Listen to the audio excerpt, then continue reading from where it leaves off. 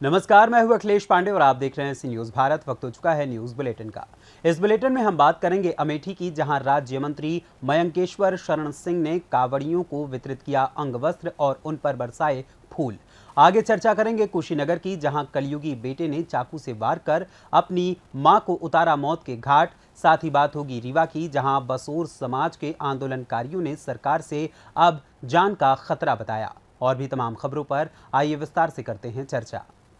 खबर अमेठी जिले के ब्लॉक सिंहपुर से है, जहां इन्होंना ग्राम पंचायत में स्थित रेलवे स्टेशन अकबरगंज में बृहस्पतिवार को शिरीष गुप्ता द्वारा किए गए भंडारे के कार्यक्रम में सम्मिलित होकर बाबा बैजनाथ धाम में भगवान भोलेनाथ का जलाभिषेक करने जा रहे हजारों कांवड़ियों को राज्य मंत्री मयंकेश्वर शरण सिंह ने अंग वस्त्र वितरण किया और फूल बरसाते हुए सभी कांवड़ियों को मंगलमय यात्रा किए जाने की बात कही और फरक्का एक्सप्रेस ट्रेन पर रेलवे स्टेशन अकबरगंज जाकर उनका स्वागत करते हुए ट्रेन पर बैठाकर कांवड़ियों को बैजनाथ धाम के लिए रवाना किया। इस अवसर पर राज्य मंत्री के सुपुत्र मृंगाकेश्वर शरण सिंह तथा सिंहपुर ब्लॉक प्रमुख अंकित पासी, तेज नारायण मिश्रा आदि समाज सेवी मौजूद रहे। अमेठी से सीनू संवाददाता धीरज यादव की रिपोर्ट।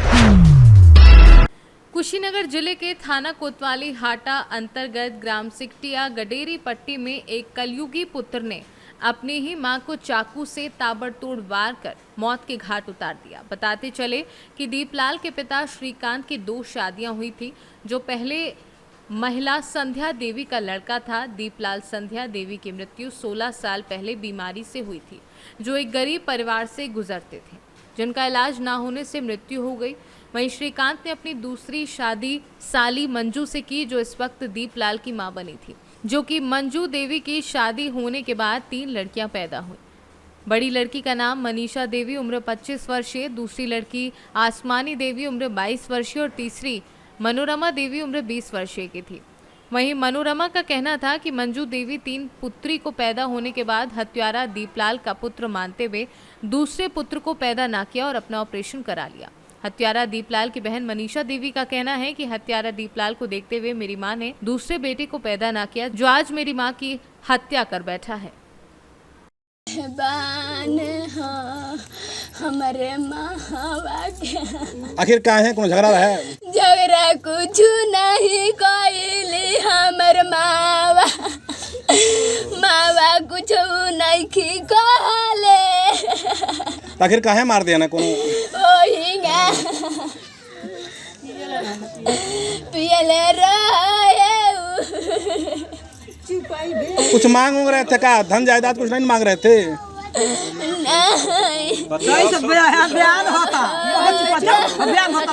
ना ठीक है, बोलने दीजिए, बोल रहे। मावा के को तने जनवा ले हमरे तोरा याद जनवा लेके। कहीं बीमार रहना कोनो दिक्कत रहेगा उनके?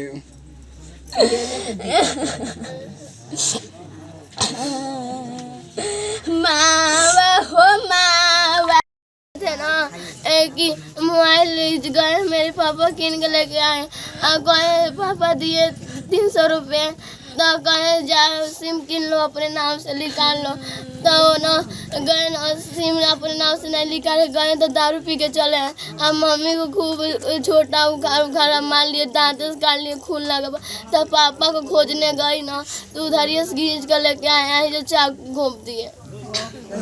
अच्छा ये बताओ, ये पापा तुम्हारे मम्मी जो है, मम्मी के बारे में बताओ। मम्मी कौन है? मौसी थी? नहीं, मेरी मम्मी थी। कब मिली आपको? हमको तो 6-7 बजे के लक्षण में हम यही रात के 10-11 बजे रात के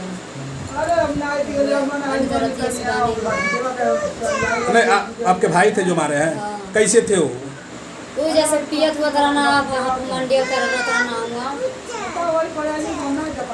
काहे कोनो झगड़ो करो भइल है? पी के आवत रहना, ना के कुछ कहना, तब वो उल्टा सीधा बोली है। और दोनों बहन रही जे के ना ते के मारे घर आवे लोग के कुछ बुझते नहीं रहना। सोच रहा था कुछ सौतेली मां थी। हां, जैसे हमार जेठ मौसी रही, तू मर गई, तभी इनसे शादी बोल गई। जब को दूसरे घर से शायद मन लेके नहीं ले एगो बोतले भी आता ऐसे हाथ भाई धरा गई अब उन्हें के देख के ऑपरेशन करा ले तीनों जना हो गए नहीं तो उन्हें के एगो बान है ऐसा नहीं थे तो उन्हीं के सहारे उठती है कई हाँ उन्हें के सहारा कौन मारा है? भाई मनी कुशीनगर से सी न्यूज संवाददाता सत्यनारायण चौरसिया की रिपोर्ट। पीलीभीत के मझोला में चौधरी उमराव सिंह सरस्वती विद्या मंदिर इंटर कॉलेज मझोला में संकुल स्तरीय संस्कृति महोत्सव का आयोजन किया गया। कार्यक्रम का शुभारंभ विभाग संचालक ओम प्रकाश गंगवार ने मां सरस्वती के समक्ष दीप प्रज्वलित करके किया गया। विशिष्ट अतिथियों के रूप में विद्यालय के प्रबंधक सुरेंद्र मल, संकुल प्रमुख पीलीभीत चंद्रभान शर्मा, संकुल प्रमुख शाहजहांपुर कृष्णपाल सिंह, पूर्व अध्यक्ष बलविंदर सिंह, विद्यालय के प्रधानाचार्य भानु प्रताप सिंह, पूर्व प्रबंधक राजेंद्र सिंह, कोषाध्यक्ष तरुण कांत राय ने मां शारदे के समक्ष पुष्प अर्पित किए। विद्यालय में संपन्न हुई प्रतियोगिताओं में चौधरी उमराव सिंह सरस्वती विद्या मंदिर इंटर कॉलेज के आचार्य उमेश चंद्र शर्मा ने आचार्य पत्रवाचन में प्रथम स्थान प्राप्त किया। विद्यार्थियों में अंकिता देव ने चित्रकला में प्रथम स्थान, सृष्टि मौर्य ने स्वरचित कविता में प्रथम स्थान, लोक नृत्य में सरगम ने ज्योति ने द्वितीय स्थान, गीत प्रतियोगिता में विकास सक्सेना ने द्वितीय स्थान, साहित्यिक प्रश्न मंच बाल वर्ग में कुमकुम गौरी पवित्रा ने तृतीय स्थान, परी सिंह ने कथा कथन में तृतीय स्थान, वैष्णवी मौर्य ने मूर्तिकला में तृतीय स्थान तथा राशि अग्रवाल ने आशु भाषण किशोर वर्ग में तृतीय स्थान प्राप्त किया। इस अवसर पर सभी सम्मानित लोग उपस्थित रहे। सर आपका नाम? भानु प्रताप सिंह। जी सर, आज ये प्रतियोगिता का आयोजन किया गया है, वो कहाँ से बच्चों की प्रतियोगिता में भाग ली गई है, इसके संबंध में आप क्या बताना चाहेंगे? जी, ये दो संकुलों की प्रतियोगिताएं हैं। एक हमारा शाहजहांपुर है, एक पीलीभीत है। उसमें 11 विद्यालय के भैया बहन आज चौधरी उमराव सिंह सरस्वती विद्या मंदिर इंटर कॉलेज में सांस्कृतिक प्रसंग मंच की प्रतियोगिताओं, साहित्यिक प्रसंग मंच की प्रतियोगिताओं के लिए यहाँ पर आए हुए हैं। कार्यक्रम का उद्घाटन हो चुका है, प्रतियोगिताएं प्रारंभ हो चुकी हैं और लगभग 4 बजे तक ये प्रतियोगिताएं संपन्न होंगी। उसके पश्चात सभी भैया बहन अपने गंतव्य को प्रस्थान कर सकेंगे। इसमें बहुत सारे प्रधानाचार्यों, आचार्यों, समाज के आए हुए निर्णायक बंधुओं को लगाया गया है। प्रतियोगिताएं अलग अलग वर्गों में बांटी गई हैं। बाल वर्ग, किशोर वर्ग, तरुण वर्ग। बाल वर्ग 6ठे से 8वें तक के भैया बहनों को कहते हैं। 9वें 10वें के भैया बहनों को किशोर वर्ग में प्रतियोगिताएँ होती हैं। 11वें 12वें के भैया बहनों की तरुण वर्ग में प्रतियोगिताएँ होती हैं। प्रतियोगिताएँ जो है बौद्धिक भी हैं और सांस्कृतिक भी हैं। मूर्तिकला है, अंताक्षरी है, पत्रवाचन है, प्रश्न मंच है।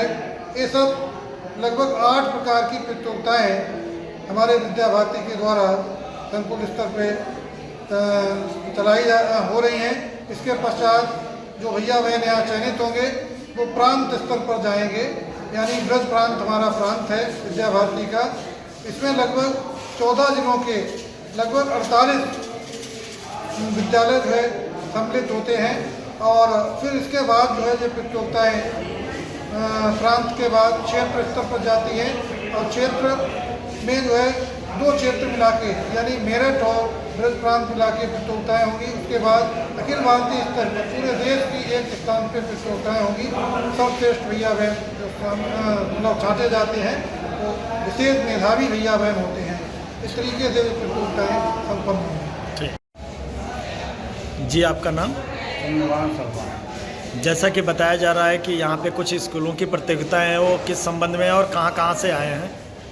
यहाँ पर पीलीभीत संकुल और शाहजहांपुर संकुल के 11 स्कूलों की प्रतियोगिताएँ हैं। ये संस्कृति से जुड़ी हुई जो भारतीय संस्कृति है उससे जुड़ी हुई प्रतियोगिताएँ होती हैं। इसमें विभिन्न प्रकार की आशु भाषण, गीत, अंताक्षरी, प्रश्न मंच और चित्रकला, मूर्तिकला और क्या कहते हैं प्रश्न के अलावा नया है कला, लोक कला वगैरह, ये सब बच्चों को विकसित करने के लिए 3 वर्गों में प्रतियोगिता होती है। कक्षा 6 से 8 तक के बच्चे जो प्रतिभा करते हैं वो बाल वर्ग कहलाता है। 9-10 के जो बच्चे प्रतिभा करते हैं वो किशोर वर्ग कहलाता है और 11-12 बच्चे प्रतिभा करते हैं वो तरुण वर्ग कहलाता है। जी, आपका नाम? मेरा नाम चंद्रमान शर्मा और मैं ब्रह्मचारी हूँ। इस शिक्षित संकुल का संकुल प्रमुख कहलाता हूँ और मैं पीलीभीत जन कॉलेज में प्रिंसिपल हूँ। थैंक पीलीभीत से सीनू संवाददाता विकासशील की रिपोर्ट। रीवा जिले के बसोर समाज के सुअर पशुपालक मृत सुअरों के मुआवजे को लेकर 6 अक्टूबर 2022 से निरंतर कलेक्ट्रेट रीवा के समक्ष संयुक्त किसान मोर्चा की अगुवाई में आंदोलन पर थे।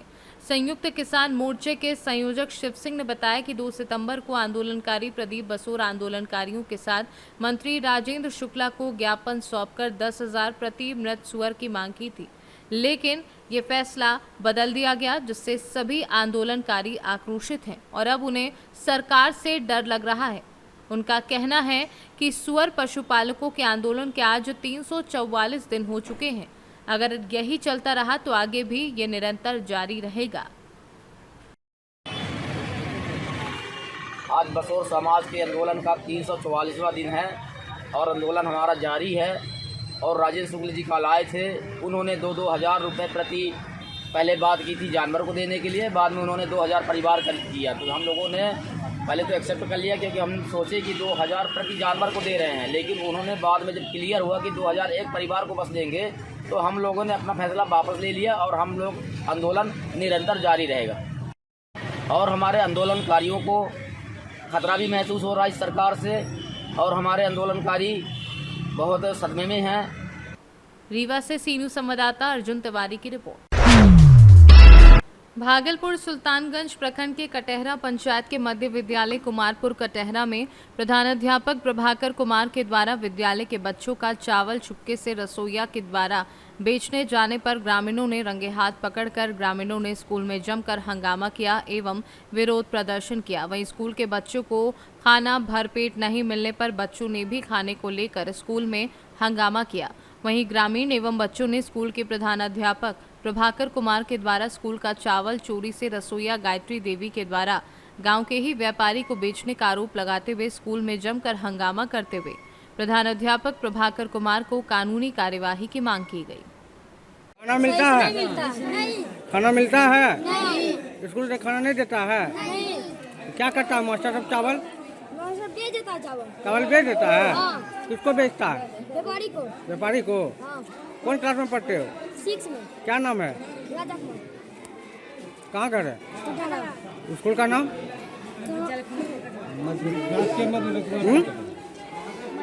मध्य विद्यालय वहीं पढ़ते हो? सब वहीं का है बच्चा? बच्चा खाना मिलता है? नहीं मिलता है? खाना खाओगे ना? चावल क्या करता है? क्या बेचता है? प्रभाकर सर। राशन खाए बच रहा है बच्चा का पेट काट के। हाँ, इसको अंदर जाना चाहिए। और यही है कि बच्चा को बढ़िया से टीचर पढ़ाए, खाना पीना बढ़िया से देना चाहिए, यही हम लोग का मांग है। क्या नाम है आपका? नाम है वरुण कुमार। ग्रामीण? आपका भी बच्चा पढ़ता है? मेरा भतीजा पढ़ता है। क्या नाम है?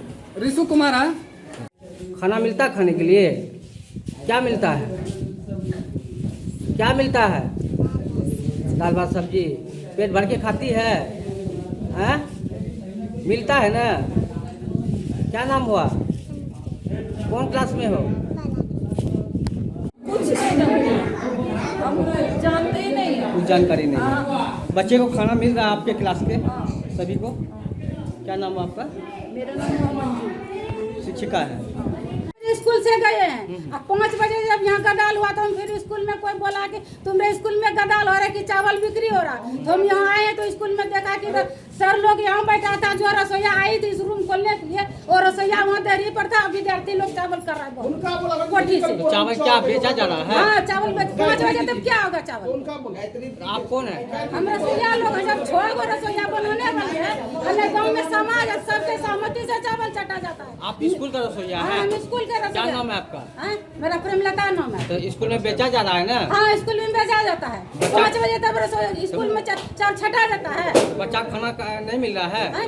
बच्चा को खाना मिल रहा है? मिल रहा है, किसी को मिलता है, किसी को नहीं मिलता है। तो हाजिरी बनता है 200 का, खाना बनाता है 150 के, तो कहाँ से पूरा रसोईया लोग? चावल चोरी में प्रभारी के द्वारा पकड़ा गया। चावल चोरी हो रहा है? हाँ। किनको बेचा जा रहा था? व्यापारी को दे दिया जाता है। कितना में बेचता है? कुछ कितना में मतलब ये सब जो है 20 रुपये में बेचता है चावल, और एक बोरिया का 100 रुपये भाड़ा देता था बच्चे लोग को कि वह चावल पहुँचाना रोड पे। बच्चा को? हाँ। कौन सा? और 200 बच्चा है तो 100 बच्चे का खाना बनता है 8 किलो चावल। रसोईया खुद बोलती है। तो बच्चे को खाना मिल रहा है? नहीं, बच्चा में 8 किलो चावल नहीं है। 250 बच्चा में 8 किलो चावल। बच्चे को भरपेट खाना नहीं मिल रहा है? भूखा रहता है बच्चा, भूखा रहता है। जा रहा है कि आप चावल बेच रहे हैं स्कूल का, क्यों? नहीं, बेच नहीं रहे थे। जितना माथा पर अटता है सर ले जाता है रसोईया महिला, उतने कर करके 2 पैकेट में छटवाने के व्यू से हम भेजना चाह रहे थे। भेजे नहीं, भेजना चाह रहे थे। कितने बच्चे हैं आपके स्कूल में? 453। कितने बच्चे को खाना खिला रहे हैं आप? अभी 260 ना, 260। और बच्चे को क्यों नहीं खिला रहे हैं आप? जितना बच्चा आएगा उपस्थिति उतने नहीं खिलाएंगे। ये सब बच्चा आपका उपस्थिति में है क्या? नहीं, नहीं उपस्थिति में नहीं है, स्कूल नहीं आता पढ़ने। ये आगे निकल गया ना, नम्मा क्लास में चला गया। यहाँ नहीं है पढ़ाई, नहीं पढ़ता है वो जो बच्चा है। नहीं, वो चावल का चावल पर आपका आरोप लड़ाई चावल बेचने के लिए छठैया में आप भेज रहे थे, किसके माध्यम से? रसोईया गायत्री को बुलाइए ना सर। सभी बच्चे को पेट भर खाना खिला रहे हैं आप? हाँ सर। बच्चे तो करे नहीं खिला पा रहे हैं। बच्चे कह रहे हैं तो हम क्या बोल सकते हैं सर? कुल ग्रामीण खिलाता है, हम थोड़ा पकाते हैं। 250 बच्चों में 8 किलो चावल और 5 किलो दाल बनता है। ये भी अच्छा से बोला जाए तो ये दूध का खिचड़ी में कम पड़बे करता है चावल भैया। न खाना सभी को सही मिल रहा है। हाँ, मिल रहा न कोई दिक्कत नहीं है। दिक्कत तो नहीं। एक आध को बच्चा घट जाता है वो तो हम नहीं कर सकते। सब चावल जो बेचने का जो आरोप है वो क्या लग रहा है आपको? तो हम तो छांटने के ख्याल से दे रहे थे भैया, कहते हैं कि बेच रहे हैं तो हम कहाँ छांटने के लिए भेज रहे थे आप? गाँव में कोई छांटता हम तो देखे हुए भी नहीं। किनको दिए थे? दिए नहीं देते, देने के लिए चाह रहे थे। रसोईया थी, गायत्री नाम करके रसोईया थी, मिल में जाता है, छठा करके लाता है, उन्हीं को दे रहे थे। हाँ। और कोई बात नहीं? और कोई भी आरोप है? ग्रामीण लोग जो आया है शिकायत लेके, उस पर भी आरोप है कुछ? यही के बच्चा को खाना नहीं देते हैं। और जो आरोप है ग्रामीण का विद्यालय का रख रखाव, बच्चा को नियमित रूप से भोजन नहीं करना होता है, शौचालय सही नहीं, इस पर क्या करना? इस पर क्या करना? शौचालय तो सब ठीक है सर, सब ठीक है, रख रखाव में ठीक है। गंदा है शौचालय पूरा? नहीं गंदा नहीं है सर। और ऊपर से पन्नी तनी खुला हुआ है। ग्रामीण ऊपर आके देखिए, खिड़की फेंका हुआ है कोनों में, वो सब देख लीजिए कि ग्रामीण लोग कितना ठीक करते हैं। नहीं सही है। हाँ ठीक है। क्या नाम आपका? क्या है आप यहाँ? क्या है आप यहाँ? भागलपुर से सीनू संवाददाता राहुल कुमार सिंह की रिपोर्ट। भागलपुर जिले में पुलिस की बर्बरता और गुंडागर्दी कोई नई बात नहीं। ताजा मामला बरारी थाना क्षेत्र के सुर्खी कल का है, जहां एक दुकान में बरारी के थानेदार ने घुसकर चाय दुकानदार को जमकर गाली गलौज करते हुए बेरहमी से पिटाई कर दी। इतना ही नहीं, वहां बैठे ग्राहक को भी नहीं छोड़ा। इसको लेकर दुकानदार सागर कुमार उर्फ राज आर्यन का कहना है कि मेरे दुकान में बरारी थाना के अध्यक्ष आशुतोष कुमार एवं अन्य 3 पुलिसकर्मी सादे लिबास में आए और मेरे दुकान पर बैठे ग्राहक और मेरे साथ मारपीट शुरू कर दी। जब पूछा जाता है कि आखिर क्यों मार रहे हो, तो जवाब में थानेदार ने भद्दी भद्दी गालियां देना शुरू कर दी। थानेदार की यह सारी करतूत दुकान में लगे सीसीटीवी में कैद हो गई है। वहीं परिवार वालों का कहना है कि पुलिस की गुंडागर्दी से काफी परेशान होकर एसएसपी के पास पहुंचे और उन्होंने आश्वासन दिलाया है कि सीसीटीवी फुटेज की जांच की जाएगी और इस केस को गंभीरता से लेते हुए दोषियों पर कार्यवाही होगी। अभी जो इस व्यक्ति को देख रहे हैं, ये आपको बताएं कि वरीय पुलिस अधीक्षक का कार्यालय पे पहुंचा हुआ है और आइए हम इनसे जानते आखिर क्या वजह है जो कि यहाँ पहुंचा हुआ है। क्या वजह है जो यहाँ पहुंचे? कल सर 12 तारीख था, कल मैं दुकान पे था उपस्थित और बरारी थाना अध्यक्ष आए आशुतोष कुमार और वो मेरे साथ जो है मारपीट किया। मेरे कस्टमर सबको भी पीटा, मुझे काउंटर से खींच करके अंदर लेके गया और मुझे बोल रहा है जब मैं तुम्हें 5 महीने से बुला रहा हूँ थाने पे तो तुम क्यों नहीं आ रहे हो। तो मैं थाना पे नहीं गया, इसलिए वो बोला कि तुम्हें बुलाया जा रहा है तो तुम नहीं आए और मेरे कस्टमर को बहुत पीटा और अंदर जा करके मुझे काउंटर से खींच के अंदर में बहुत मारा और बोला इसका अगर तुम कहीं भी शिकायत लेके जाओगे तो तुम्हारा ज़िंदगी बर्बाद कर देंगे। उसका फुटेज भी है सर। अच्छा एक बात बताइए, आपका क्षेत्र कौन सा क्षेत्र पड़ता है, कौन सा थाना के अंतर्गत पड़ता है? मेरा बरारी थाना के अंदर पड़ता है सर। अच्छा तो ये आपका कौन है? ये मेरी माँ है। क्या वजह है चाची जो अभी आप पहुँचे हुए हैं? हम विनय कुमार के यहाँ से आ रहे थे 7:30 बजे लगभग। डॉक्टर से दिखा के देखें कि अंदर में 3-4 ठो घुसा सिविल ड्रेस में, इसको मारने लगा था। हमको गैस लगने लगा था। हमारी ननद थी साथ में, वो हमको लेके तुरंत घर चल गई। हम रोड पर थे। क्या वजह था जो कि आपके दुकान में घुस के मारपीट किया? अब वो दुकान का वजह तो वही चाय ताय बेचता है, चाय ठंडा, आइसक्रीम, यही सब बेचता है।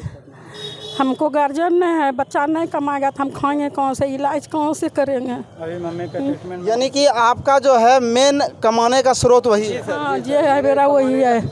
और कुछ दुकान से 10 और कुछ नहीं मेरे पास, नहीं मेरे पास गार्जियनों नहीं है, बाप नहीं है, तीनों भाई मिलके कमाता है हमरा उसी। अच्छा, एक बात बताइए आप कि ऐसे तो कोई पुलिस आपके दुकान में घुस के मारपीट करेगा, आखिर क्या वजह था जो कि आपके दुकान पे ही क्यों घुस के मारपीट किया? वो सर मैं क्या बता सकता हूँ। वो तो आए तो पहले तो कस्टमर के साथ मारपीट किया, कस्टमर के साथ किया, मैंने कुछ नहीं बोला। वो अंदर जा कर के मुझे गाली गल्लम करने लगा पूरी अश्लील तरीके से। क्यों, कुछ आप गांजा वांजा बेचते हैं या क्या? ना, मैं एकदम लीगल धंधा करता हूँ सर। मेरी दुकान में जांच भी हुआ, कितने बार घुस करके चेक भी किया, कभी कुछ नहीं मिला सर। फिर भी वो लोग कहता है कि तुम लोग सिगरेट बेचना बंद कर दो। और कल हमसे पूछा गया तो एक और भी है, इनसे भी बात करते हैं। क्या नाम है आपका? मेरा नाम अमित कुमार है सर। मैं क्या वजह है जो कि आप यहाँ पहुँचे और क्यों आपके दुकान में घुस के मारपीट किया गया? सर वो मेरे दुकान में अधिकांशतः भीड़ रहता है, क्योंकि मैं सारा मेल का चीज़ रखता हूँ। हमेशा भीड़ इसलिए रहता है। बार बार प्रशासन आके टॉर्चर करता है कि भीड़ तुम ये बेचते हो, तुम गलत चीज़ बेचते हो, तुम नशा का चीज़ बेचते हो। कितनी बार वो चेक भी किया, कभी कुछ नहीं मिला। लेकिन कल अचानक से आया, जबकि उसको कहा भी जा रहा है कि सर आपका आदेश का पालन होगा। एक ब्रेंच है सर, बूढ़ा बुजुर्ग के लिए चाय पीने के लिए लगाया गया है। अगर बोलिएगा तो वो भी हम बैठा के नहीं पिलाएंगे, लेकिन सुनने के लिए कोई तैयार नहीं था सर। आने के साथ अभद्र गाली और डायरेक्ट लपड़ थप्पड़ देना शुरू कर दिया। किसी का कुछ सुना नहीं। मेरे दुकान में आगे और पीछे दोनों कैमरा लगा हुआ है। इसका सारा करतूत कैमरा में आया हुआ है, जो हम एसपी साहब के पास लेके आए हुए हैं। और एसपी साहब हमें आश्वासन दिया है कि इसका जांच होगा, कानूनी कार्रवाई की जाएगी। एसपी साहब को आप कैमरा का फुटेज दिखाएं? जी, हम पेन ड्राइव में भर के एसपी साहब के यहाँ जमा कर दिए हैं। तो एसपी साहब आपको क्या आश्वासन दिया? एसपी साहब बोले हैं कि इसका जांच होगा। जांच होगा? जी, जांच होकर जो होगा कड़ी सजा मिलेगी। जी, हमको कानून पे भरोसा है सर, और हम कानून के हिसाब से आए हैं। भागलपुर से सीनू संवाददाता राहुल कुमार सिंह की रिपोर्ट। महोबा में अधिवक्ताओं ने हापुड़ मामले में न्याय की मांग करते हुए सूबे के मुखिया योगी आदित्यनाथ का पुतला जलाकर विरोध प्रदर्शन किया। वकीलों ने सरकार और पुलिस प्रशासन के खिलाफ जमकर नारेबाजी भी की। इस दौरान वकीलों के समर्थन में पहुंचे कांग्रेसियों को बेरंग अधिवक्ताओं ने वापस कर दिया। सड़क पर उतरे वकीलों ने जमकर नारेबाजी करते हुए अपना विरोध जताया और साफ शब्दों में कहा कि यदि हापुड़ मामले में जल्द कार्यवाही नहीं हुई तो फिर वकीलों का ये प्रदर्शन बड़े आंदोलन का रूप ले लेगा।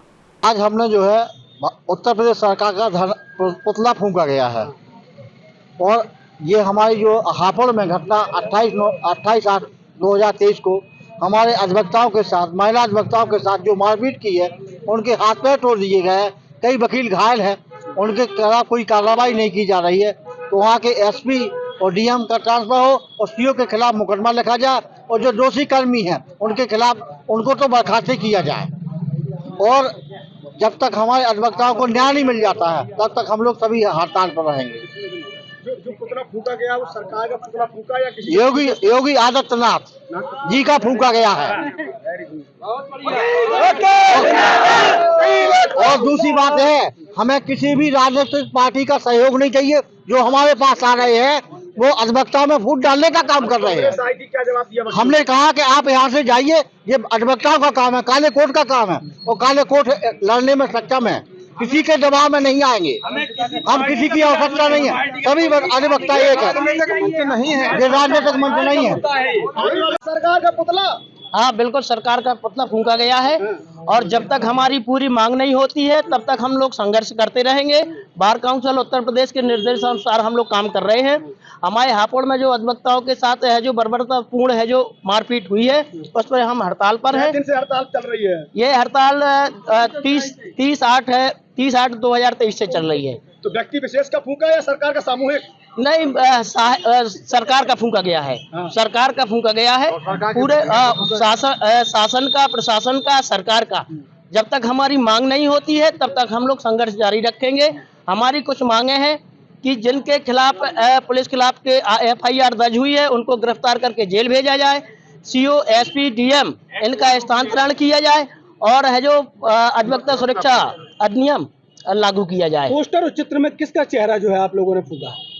योगी सरकार का है। महोबा से सी न्यूज़ संवाददाता राहुल कश्यप की रिपोर्ट। फिलहाल के लिए इस न्यूज़ बुलेटिन में बस इतना ही। देश दुनिया की तमाम खबरों के लिए देखते रहें सी न्यूज़ भारत। हर खबर आपके साथ, आपके हाथ।